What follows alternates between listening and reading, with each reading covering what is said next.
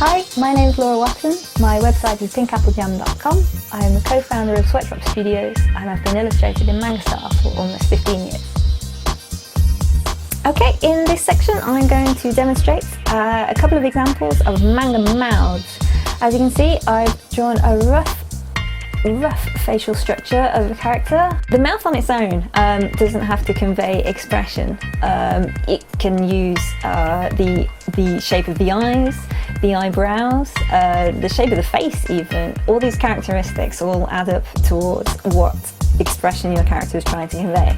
For example, general happy mouth, yay, looks like a bit of an upside down triangle.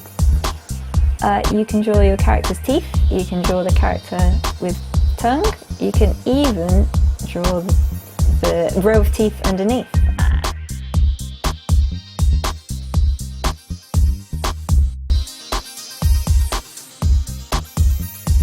This is a mildly sad face. She's probably had some bad news, maybe she didn't pass that exam after all.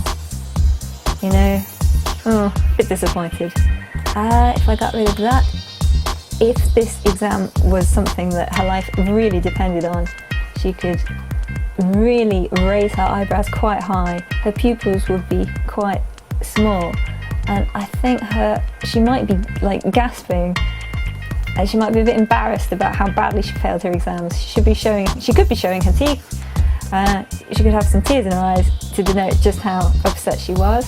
But she thought that she'd won the lottery and she absolutely did not. Her eyes would be closed, her mouth would be quite wide. No. Her eyes would be completely crushed, squeezing them tightly shut, probably crying.